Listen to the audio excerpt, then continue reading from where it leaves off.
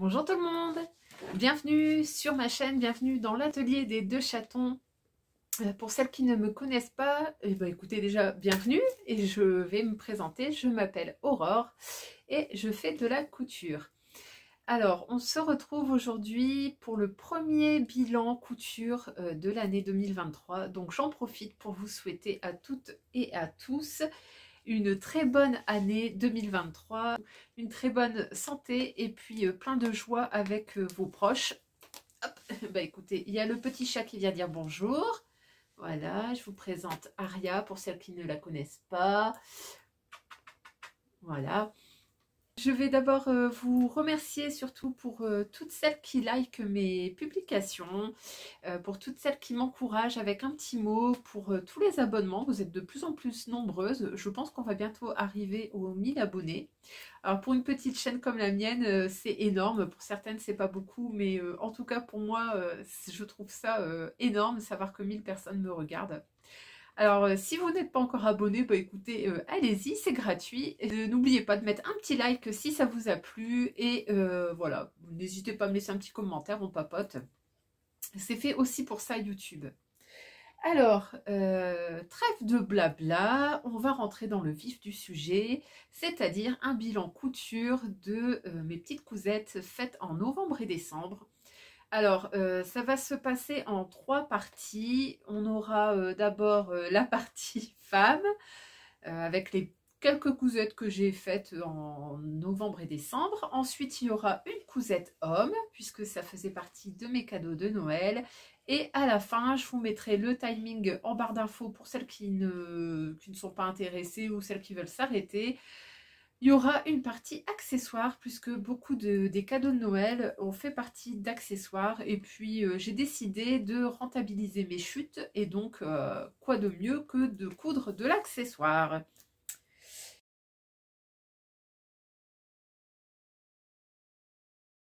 Bon, tu vas te coucher, toi? Non. Bon. Alors, donc, on va être accompagné d'Aria aujourd'hui. Et ça tombe bien, puisque...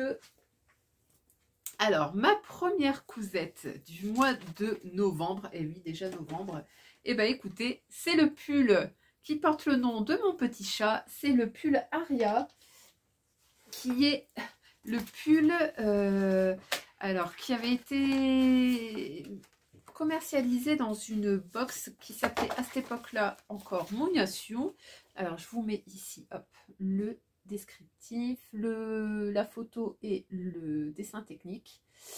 Alors, c'est une box que j'ai rachetée pendant, il me semble, les Black Friday ou des soldes, je ne sais plus exactement. Je vous avoue que la maille me laissait un peu dubitative, mais j'avais vraiment envie d'avoir un patron de pull sympa. Et en fait, ce qui me plaisait dans ce patron, ce sont les manches bouffantes qui se trouvent ici et l'encolure ronde toute simple. Donc, c'était la box, si ça vous intéresse. C'était la box du mois de janvier 2022. Donc voilà, il y a un an. Je crois qu'elle est encore disponible dans les petites tailles. Et je vais vous faire voir tout de suite ce que ça donne. Alors, je vous remontre ici le dessin technique. Donc, le pull Aria. Il est classé en facilité 1/5. C'est vrai qu'il n'y a rien de bien particulier. C'est un pull qui peut se faire à la machine puisque franchement, c'est plutôt facile. Je vous montre ça tout de suite. Voici donc mon pull Aria. Donc voilà, je vous ferai quelques petites photos portées. Alors, je vais m'approcher un petit peu si le chat le veut bien. Donc, c'est un pull avec une encolure ronde que l'on voit ici, avec des manches bouffantes ici et un petit poignet de manches. Voilà. Et la maille, je vais essayer de vous montrer ça en gros plan. C'est une maille texturée comme ça et légèrement transparente. On va dire plutôt ajourée. Alors, au retour caméra, j'ai l'impression que le pull paraît un petit peu plus framboise qu'il n'est en réalité. C'est une maille un peu plus tirant sur le bordeaux. Alors, ce que je peux vous en dire. Alors, le patron, je l'aime bien. Le patron en lui-même, je le trouve sympa. La finition d'encolure, c'est une finition que j'aurais peut-être voulu avoir un petit peu mieux. Puisque là, dans le cahier technique, on nous dit tout simplement de rabattre le bord de l'encolure vers l'envers du pull sur 1,5. Et donc, c'est une simple piqûre que voici. Donc, moi, j'ai surjeté et j'ai replié. Et je ne suis pas très satisfaite, en fait, de la finition. Je trouve ça un peu léger. Mais bon, voilà. Qu'est-ce que je peux vous dire d'autre? J'ai monté la totalité du pull. Donc, comme je vous disais, j'ai surjeté le bas. Donc, on va peut-être pas très bien voir. Voilà. Ça, c'est l'ourlet du bas. Et en fait, on nous dit de faire un repli. Pareil, simple. Ici, j'ai tout surjeté. Donc, ça, ce sont les coutures de côté. Les bracelets de manche. Donc, dans le cahier technique, on nous dit de faire d'abord les... Si je ne me trompe pas... Ouais, on assemble les manches au buste, comme la plupart du temps.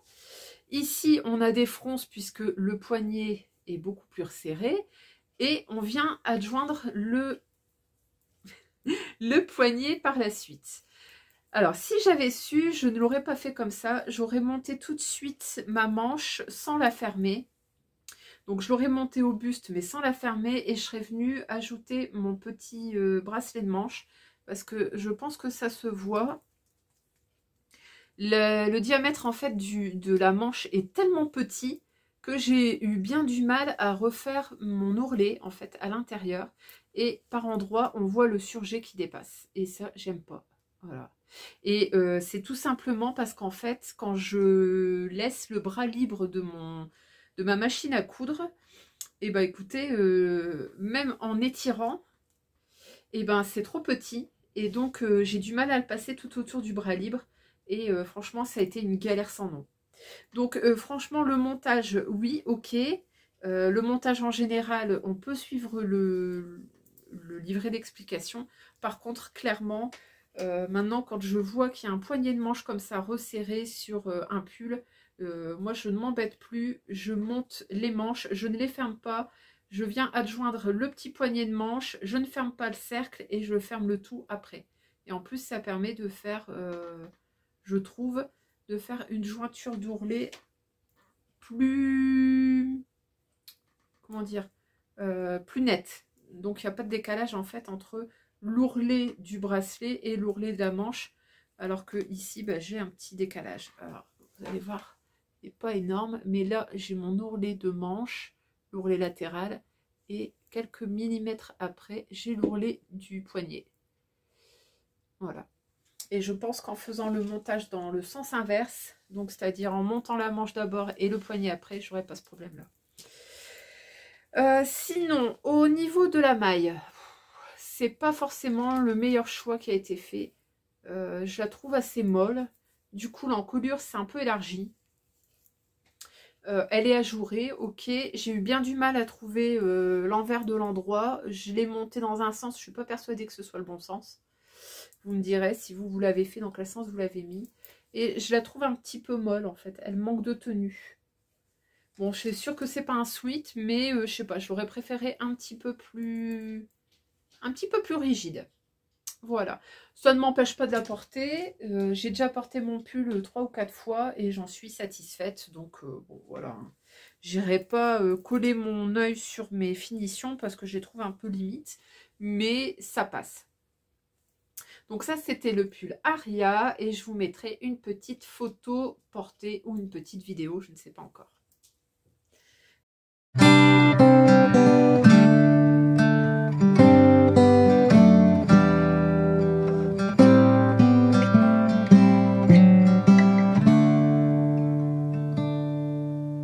Don't know what's wrong, something isn't right.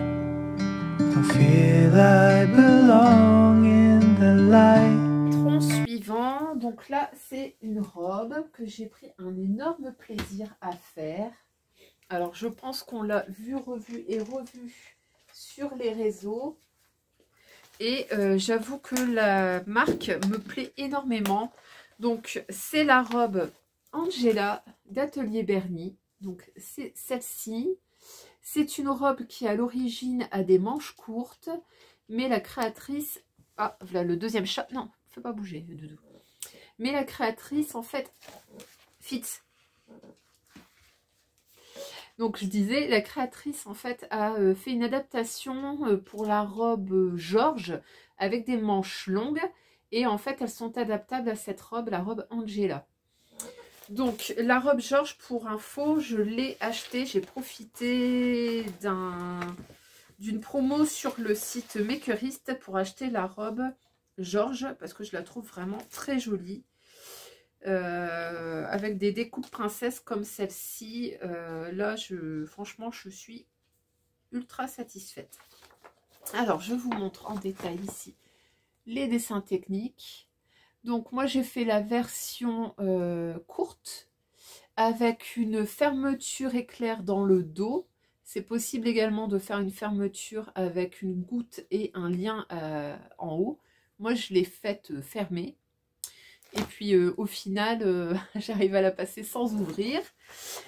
On nous dit que c'est une difficulté 3 sur 5, donc niveau intermédiaire. Et la créatrice considère qu'il faut 7 heures pour faire cette robe. Alors, je vais vous tourner parce que le chat a fait bouger mon trépied. Voilà. Donc, 7 heures pour faire cette robe. Le panel de taille, ça va de la taille 32 à 50. Moi, j'ai fait la taille... J'ai fait la taille 48. Et c'est nickel. Je pense que je pourrais descendre encore d'une taille. Je pourrais passer à la taille 46. Puisque j'arrive à l'enfiler sans ouvrir le zip. Alors, au niveau des fournitures, donc il vous faudra un grand zip.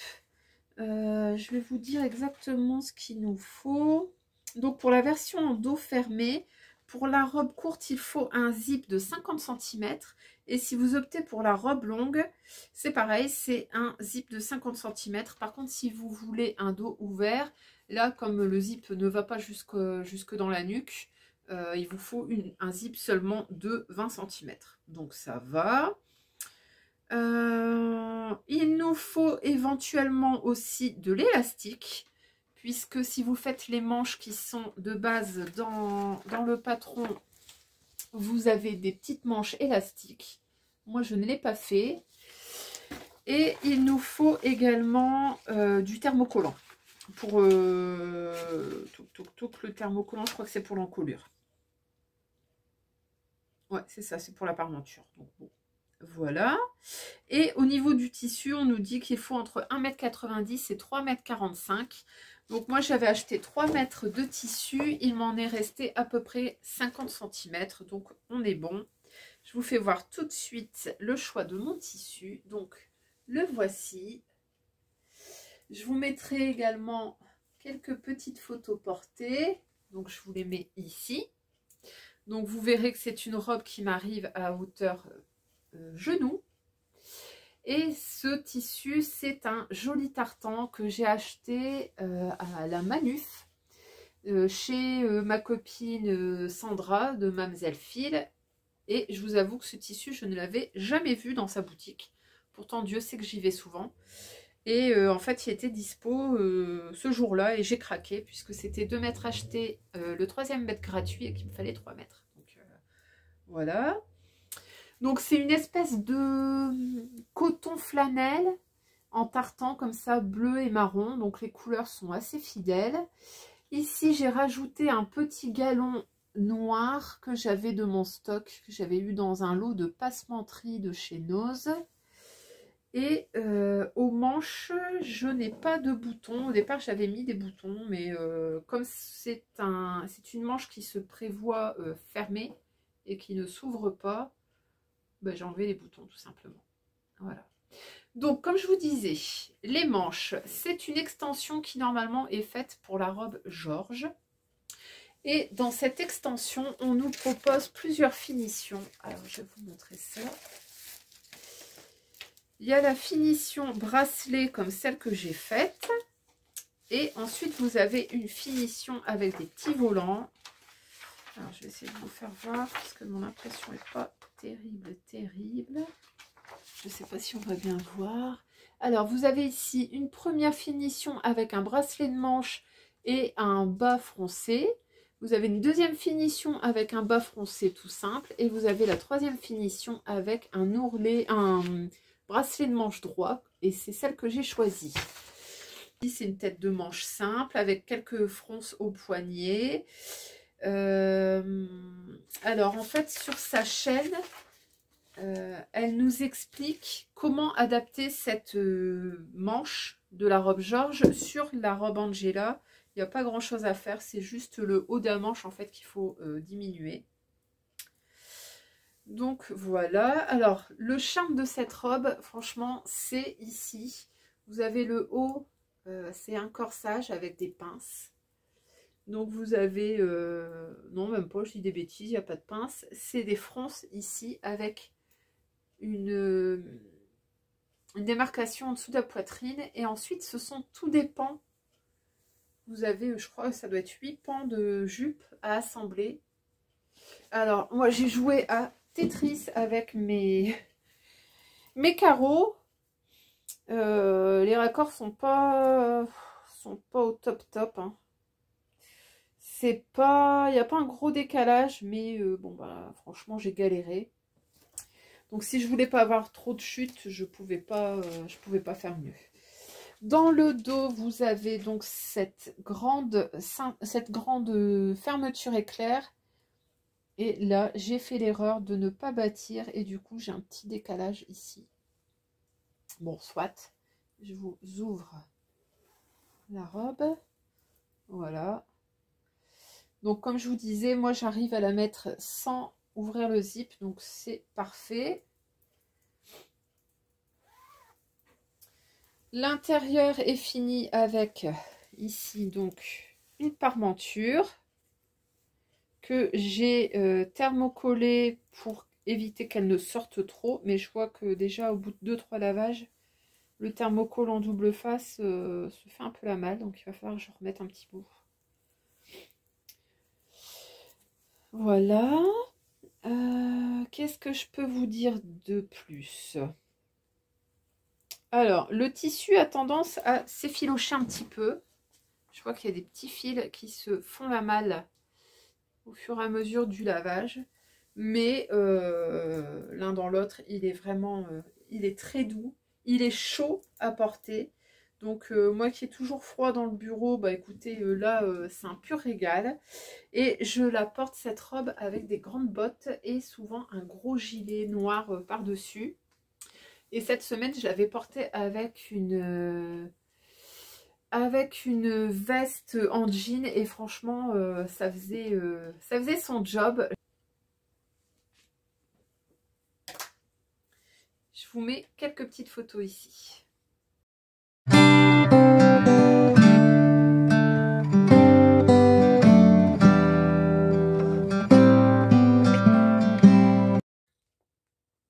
Alors, on passe ensuite au troisième projet. Alors, cette fois-ci, c'est une jupe.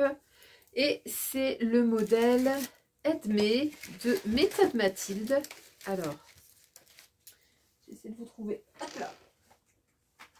Bon, ben, pas de surprise, hein, vous voyez. Donc, je disais, le projet suivant, c'est la robe jupe Edmé de Méthode Mathilde que voici. Donc, c'est une... Moi, j'ai fait la version jupe. C'est une version qui est carrément accessible aux débutantes. J'aime beaucoup son côté un peu rétro avec la forme un petit peu triangle. Je suis pas contre l'idée de faire un de ces quatre, cette version robe. Je la trouve vraiment particulièrement jolie. Il faut juste que je trouve le tissu adéquat. Je vous mettrai également une photo de la jupe. Je crois que c'est une jupe que Mathilde porte. Elle l'a fait en tweed. Elle est juste magnifique cette version. Et franchement, j'ai trouvé ce petit projet super sympa puisque les finitions sont vraiment très jolies, très qualitatives et en même temps, on utilise très peu de tissu. Donc, que demander de plus? Elle n'est pas gourmande du tout. Moi, à peu près, donc vraiment pas beaucoup. Les tailles, donc ça va de la taille 34 à la taille 50. Moi, j'ai fait la taille 48. C'est nickel, ça me va. Je vais vous faire voir ça tout de suite, si le chat veut bien me la laisser. Alors, voici la jupe. Donc, c'est une petite jupe un peu rétro, que j'ai fait en velours bleu. Alors, je vous fais voir ça d'ici. Ce joli velours, en fait, je l'ai trouvé également à la manufacture, chez les Recoupettes. Donc, c'est une boutique de mercerie de seconde main. Et ma copine Vanessa, donc les Malices de Vanessa, a acheté également le même tissu. Et il me semble qu'elle a fait un short dedans. Donc, franchement, pour cet hiver, il est super beau.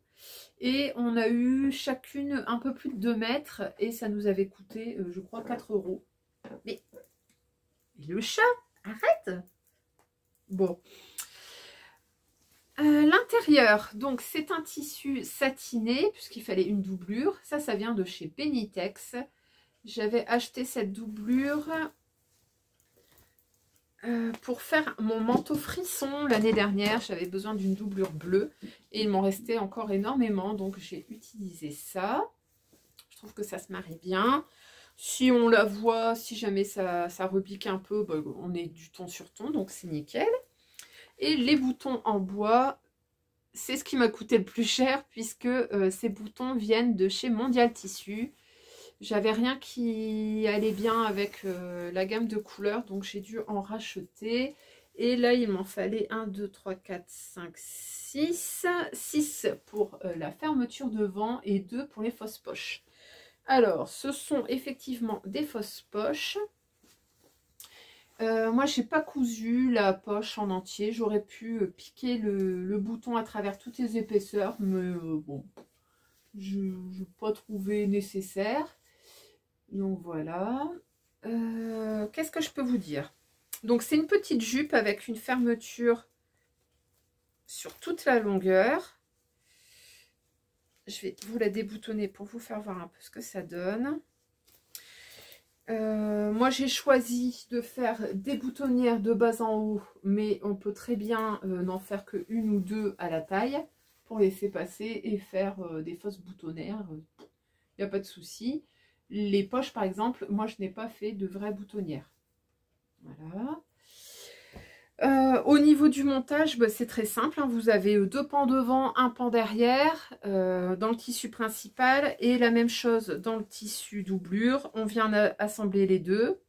On vient faire la patte de boutonnage et on vient également coudre les poches. Donc vous voyez, c'est extrêmement simple. Je trouve ce modèle vraiment très mignon. Avec un petit pull noir, un petit pull bleu, c'est parfait. Et avec des grandes bottes, c'est pareil, c'est parfait pour l'hiver. Et franchement, c'est ultra accessible pour les débutantes, donc je vous le conseille. Voilà, voilà. Et pareil, j'essaierai de vous mettre quelques petites photos portées ici.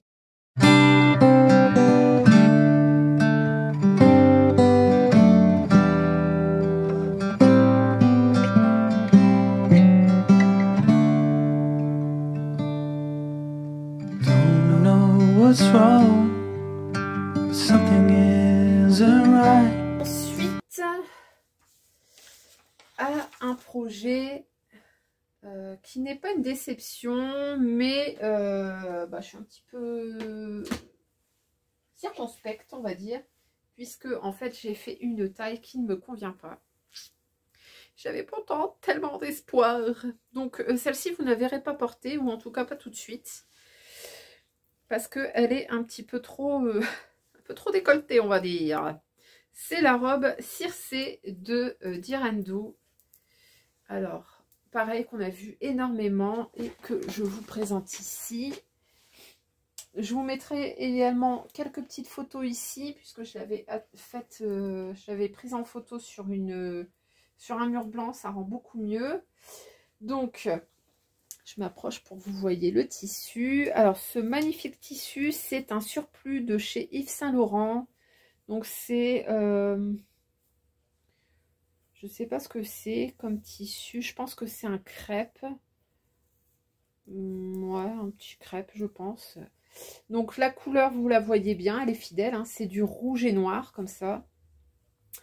Mes parmentures sont en noir, puisque je n'avais pas assez de tissu. Franchement, j'ai dû rogner à mort sur tout ce que je pouvais. Et donc, mes parmentures sont en voile de coton noir, qui vient, lui, de chez les Coupons de Saint-Pierre, et que je suis venue en coller avec un thermocollant noir. Voilà. Alors, tout le charme de cette robe, en fait, ce sont ces grandes manches. Ce sont des grandes manches kimono, comme ça, ouvertes. Que je trouve vraiment super jolies. Et c'est une robe portefeuille qui vient se croiser sur le devant. Alors, pour y voir un petit peu plus clair, je vais vous faire voir son dessin technique et des photos de Direndo. Alors, hop, donc ici vous avez les deux versions, courtes et longues. Alors moi j'avais clairement pas assez de tissu pour faire une version longue, donc je suis partie sur une version courte. Et vous avez également la possibilité de ne faire que les jupes. Et les deux modèles présentés, ils sont ici. Alors moi j'ai fait la taille 48 et bizarrement c'est un petit peu trop décolleté. Alors je ne sais pas pourquoi, parce que franchement chez Direndo c'est clairement ma taille. Donc je n'ai pas très bien compris. Est-ce qu'il y a une erreur dans mon montage? Je ne sais pas du tout. Donc, le patron de Circé est disponible dans deux gammes de taille. Donc, vous avez la première gamme, c'est du 32, je crois, au 48. Et ensuite, vous avez la deuxième gamme, du 46 au 60. Moi, je suis partie sur la deuxième gamme, donc du 46 au 60. Et donc, j'ai fait la taille 48. Normalement, je suis bonne au niveau des mensurations, puisque le 48, on est sur du 111 de tour de poitrine, 90 de tour de taille, 116 de tour de hanche. Et moi, je fais 112 ou 113 de poitrine, donc bon, ça va. 90 de taille, et je crois que je fais 110 ou 111 de tour de hanche, donc je suis inférieure. Et pour autant, c'est trop ouvert. Donc je ne sais pas du tout pourquoi. Bref. Alors par contre, si vous faites la version A en longueur midi, franchement, attention, dans les plus grandes tailles, non, en longueur maxi, par contre, dans les plus grandes tailles, on est à plus de 5 mètres de tissu, ce qui est énorme. Énorme, énorme. Moi, j'avais 3 mètres et il m'en est resté à peine 20 cm pour faire un chouchou, quoi. Sinon, au niveau du montage, alors, comme toujours chez Direndo, c'est hyper bien expliqué. La robe en elle-même n'est pas compliquée à monter. Les finitions sont toujours parfaites. Il y a juste à suivre le pas à pas. C'est nickel, c'est hyper bien expliqué. Donc la seule déception pour moi, c'est clairement que quand je la ferme, hein, il y a trop de monde au balcon et c'est vraiment trop ouvert.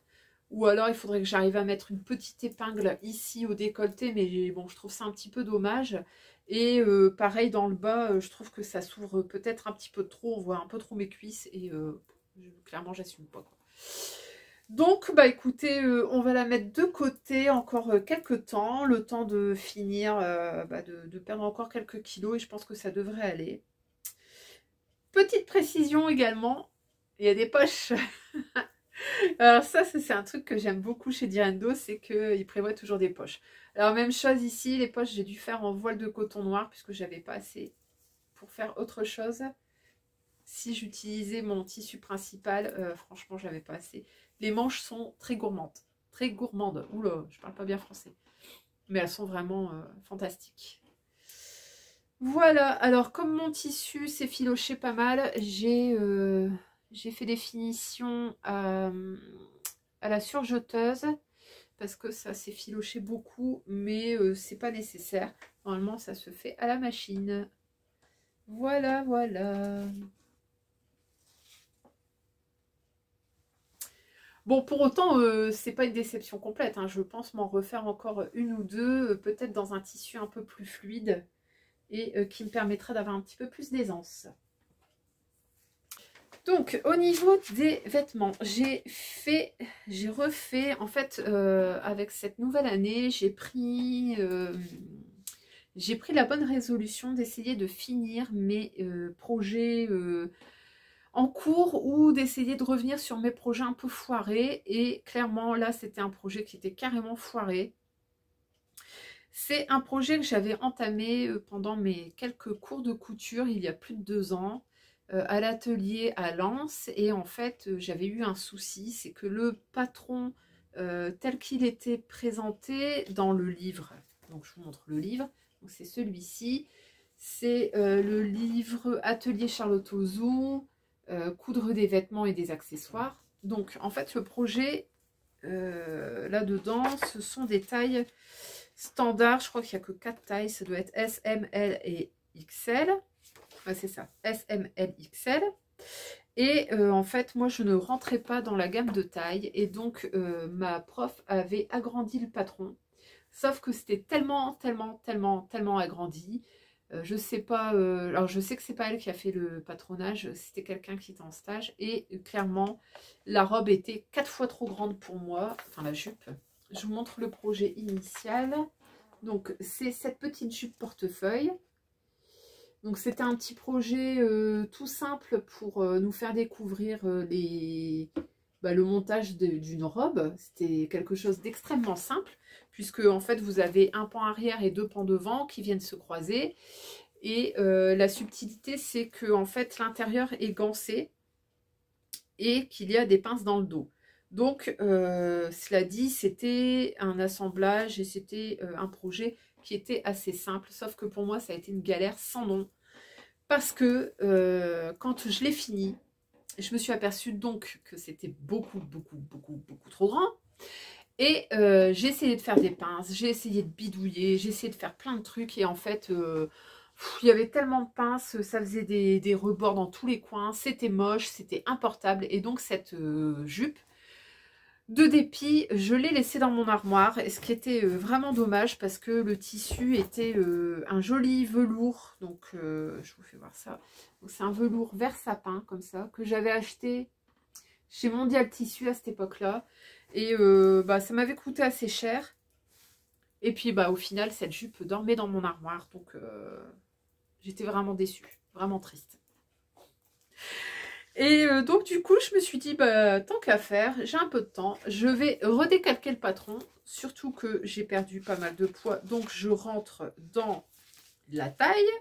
Je suis partie sur la taille XL. Et donc j'ai redécalqué. J'ai décalqué mes quelques petites pièces. Donc ça, vous voyez, c'est le devant. Il y en a 2 et il y a une pièce d'eau. J'ai tout décousu, mon ancien projet. Le biais, le ruban, les pinces, les coutures. J'ai tout décousu. J'ai reposé mon patron dessus. J'ai tout redécoupé et je l'ai refaite. Alors, je vous montre ce que ça donne. Alors, donc, la voici, la voilà. Donc, c'est une petite jupe toute simple. Hein, hop. C'est une petite jupe portefeuille. Donc, ce fameux velours... Oups, j'arrive pas à trouver le côté. Ce fameux velours vert sapin. Donc, ici, on a un pan sur le côté. Et où mon pan? Bah oui, je suis dans le dos. N'importe quoi. Donc ici on a un pan arrondi sur le côté et comme je vous disais, tout est fini au biais à l'intérieur. Et je m'étais fendue, j'avais trouvé le même ruban de satin pour mettre sur le côté, la même couleur en fait que le biais. Donc vous voyez, c'est terminé au biais et tac. Et j'ai également trouvé un bouton de la même couleur. Donc franchement, c'était nickel. Voilà ce que ça donne. Vous voyez un petit projet extrêmement simple. Pareil, qui est fait pour les débutantes, puisqu'il n'y a rien de bien sorcier. Vous avez juste des pinces dans le dos. Et après, on vient assembler. La finition au biais, c'est pas compliqué. Ça nous apprend à faire une petite boutonnière. Voilà. Et il y a le ruban à insérer dans les coutures et c'est tout. Donc, j'ai récupéré mon biais, j'ai récupéré mon ruban en satin, j'ai tout récupéré, j'ai tout remonté. Ça m'a pas pris longtemps, ça a dû me prendre 1 heure à peu près pour la remonter, hein, parce que pour la démonter, j'ai passé une soirée entière à tout redémonter. Et voilà une petite jupe prête à porter. Voilà. Et là, je suis trop contente. Voilà. Pareil, je vous mets une petite photo portée ici. Et on passe au projet suivant. Alors, cette fois-ci, c'est bel et bien le dernier projet. Donc, c'est le projet... C'est le pantalon California d'Atelier Scamit que voici. Donc c'est à la base un jean avec une coupe, une taille mi-haute et des jambes larges. Et donc ce patron pochette, je l'ai acheté sur le CSF. J'avais craqué sur le projet du patron, enfin sur le pantalon. Je cherchais un pantalon comme ça. Et je ne connaissais pas la marque Atelier Scamit, donc je me suis dit, bah, c'est la bonne occasion. Et franchement, c'est un pur régal, quoi. Donc, le patron, en fait, est accompagné d'une vidéo qui est disponible sur sa chaîne. Dedans, vous avez toutes les étapes de montage. Et vous allez voir, en fait, les finitions sont aux petits oignons. Elles sont vraiment super bien pensées. Tout est bien expliqué. J'avais déjà monté des pantalons, donc voilà, j'étais pas novice. Mais franchement, là, pépite quoi. Pépite, pépite. Donc, pour me lancer, avant de me lancer dans le pantalon, donc dans le jean, je me suis dit que j'allais faire une toile. Donc, j'ai fait un short, enfin, c'est plutôt un bermuda. Voilà, dans un coupon de jean de chez DS. Alors, c'est un coupon qui est un petit peu plus élastane que le tissu que je vais utiliser. Mais il est un petit peu plus large que prévu. Donc, voilà, celui que je vais utiliser, ça passera nickel. Donc, j'ai fait les finitions. Je vous fais voir ça. Alors, c'est un peu bariolé, mais en fait, je n'ai fait que de la récup. Puisque c'est une toile, hein, au départ. Donc, les poches sont dans ce jaune avec des pandas. Vous avez ici le pont et le sous-pont qui est gancé avec un reste de biais que je vous ai présenté tout à l'heure dans la petite jupe. Ça, c'est un zip de récupération. Ici, c'est un autre biais que j'avais fait moi-même et qui me reste en quantité astronomique, donc que j'ai utilisé ici. Donc c'est vrai que ça fait un peu bariolé. Et mon bouton vient de chez Noz. Donc c'est un petit peu pump it up à l'intérieur. Mais bon, personne ne va venir voir comment ça se passe à l'intérieur. En tout cas, moi je suis très contente de ce projet. Les finitions sont parfaites. Franchement, je n'avais jamais monté un pantalon comme ça, gancé à l'intérieur. Le pont et le sous-pont gancé, franchement, ça fait toute la différence. C'est vraiment très très propre. Et surtout, comme je vous disais, les vidéos sont hyper bien expliquées. Elles sont ultra claires. Je ne vais pas dire que c'est accessible à un débutant, quoique un débutant motivé et qui prend son temps, il y a moyen. Je pense qu'il y a moyen. Donc voilà, donc vous avez une ceinture, vous avez un bouton, il y a des poches, vous avez une poche ici également, une poche briquet, une poche ticket de métro. Vous avez 2 poches plaquées dans le dos. Alors j'ai pas fait les surpiqûres puisque comme je vous l'ai dit, c'était une toile. Mais franchement, ça mériterait, ça aurait mérité de le faire. Et puis, bah, au final, cette toile, bah écoutez, je l'aime tellement que je me suis dit, je vais la garder pour le printemps, enfin pour l'été. Ça me fera un chouette petit Bermuda bah, pour le week-end. Parce que vraiment, je me suis régalée en le faisant. J'allais pas faire les passants et puis après je me suis dit vas-y c'est bon, t'en es pas à ce point-là. Donc voilà, donc j'ai fait mes petits passants, j'ai fait mes poches, j'ai fait mes revers ici. Et comme je suis satisfaite du montage, et ben écoutez, vous verrez très prochainement la version pantalon, la version définitive de ce pantalon California.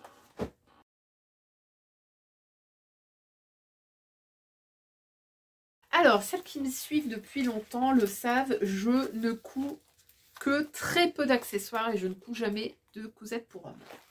Sauf que cette année, j'ai fait l'exception. J'ai cousu une chemise qui se trouve dans l'avant-dernier La Maison Victor et qui est celle-ci. Donc, c'est une chemise pour hommes. C'est la chemise Marcus. Voilà. C'est un modèle qui est un peu fité. Et donc, c'était pour moi faire un cadeau. Donc, je suis partie sur la plus grande taille, c'est-à-dire la taille triple XL. C'est un petit peu juste. J'avais rajouté, je crois, 2 cm d'aisance. J'ai fait un pli d'aisance dans le dos, mais malheureusement, c'est encore un petit peu juste. Pour moi, ça passe. Par contre, la personne qui le porte me disait que ça sert un petit peu. Il a du bidou et donc ça sert un peu. Je vous mets cependant, je vous fais défiler quand même cependant quelques petites photos. Alors, le tissu que j'ai utilisé, c'est un tissu qui vient de chez Mondial Tissu. C'est une popeline de coton bleu qui m'a coûté 9,99 € du mètre. Il m'a fallu moins de 2 mètres. Donc, c'est une chemise qui me revient dans les environs de 19 € maximum. Au niveau du montage, je me suis simplifié la vie. Je n'ai pas fait de manches longues et donc j'ai évité toute la partie patte de boutonnage, fente capucin, etc. J'ai fait des manches courtes, donc une chemisette. Là, ça aurait mérité d'être raccourci un petit peu. Je lui ai proposé, il n'a pas souhaité, donc voilà, je la laisse telle qu'elle. Au niveau donc du montage, on a un dos doublé. Par contre, ce n'est pas la technique du burrito. Pourquoi? Je ne sais pas. C'est une simple doublure en fait. Et finalement, bah, je trouve ça assez simple. C'est plus simple que le burrito. Le dos, le bas du dos, en fait, vous avez normalement 2 pinces que moi j'ai enlevées. Et comme je vous disais, comme c'est un dos qui se fait au pli, j'ai rajouté 1 cm de chaque côté au pli pour pouvoir donner un petit peu d'aisance. Et j'ai fait un pli comme on voit dans le commerce, avec un pli... c'est pas un pli creux, c'est justement l'inverse, c'est le pli qui ressort un petit peu. Au niveau du col, alors je suis assez fière, je vous mets une petite photo. Franchement, je me suis bien débrouillée. Le pied de col est extrêmement bien expliqué. Je l'ai entoilé avec un thermocollant assez épais pour qu'il y ait une belle tenue. Et franchement, c'est nickel. Donc les manches, comme je vous disais, moi j'ai pas fait les fentes, la patte capucin, etc. Normalement, c'est comme ceci. Donc ici, moi j'ai fait des manches courtes. Et puis voilà, le bas c'est un simple rentré, hein, c'est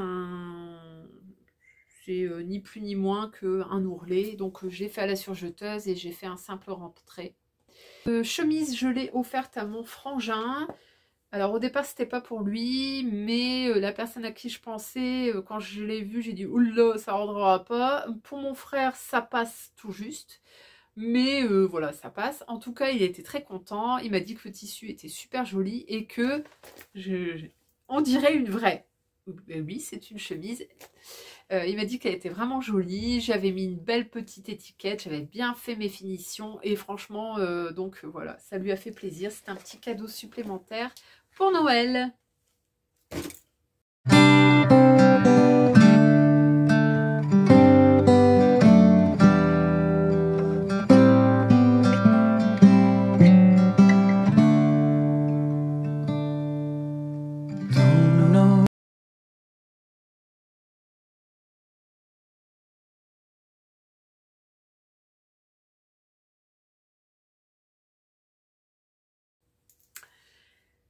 On passe maintenant à la dernière rubrique qui vous intéressera peut-être un peu moins, c'est-à-dire les accessoires. Donc, si vous avez suivi mes vlogs de Noël, vous avez dû voir que j'ai cousu pas mal de petits accessoires. J'ai fait des petits cadeaux pour mes collègues. Donc, je vous explique tout ça maintenant. Alors, on a commencé par les bottes de Noël. Alors, j'essaie de vous la trouver. On est fait 6, puisque nous sommes 6 dans le service. Et j'ai utilisé essentiellement des chutes de tissu.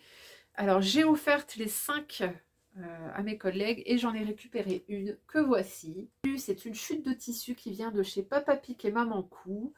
Il y en avait un autre, un bleu avec des rayures, pareil, qui vient de chez Papa Pic et Maman Cou.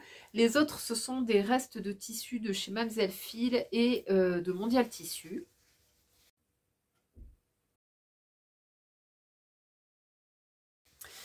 La botte est entièrement doublée. Je vous fais voir ça. Donc, la voici. C'est une doublure verte que j'avais acheté chez Toto. J'avais eu 3 mètres pour quasiment rien. Donc, elles sont toutes doublées dans ce joli vert sapin. Et pour la fourrure, ici, je suis allée acheter un petit coupon chez Mondial Tissu de fourrure. Voilà, de fourrure doudou.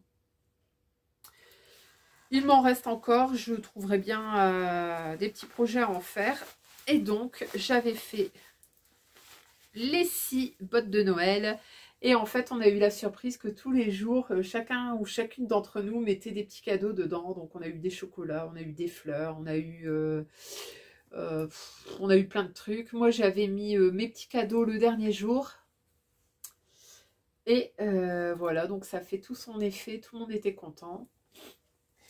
Et je vous mettrai le lien du tuto. C'est un tuto de chez Mondial Tissu, il me semble, gratuit, disponible sur leur site. Je vous le mettrai en barre d'infos. Donc, dans ces petites bottes de Noël, nous sommes 5 femmes. Donc, j'avais tout simplement fait des petites lingettes.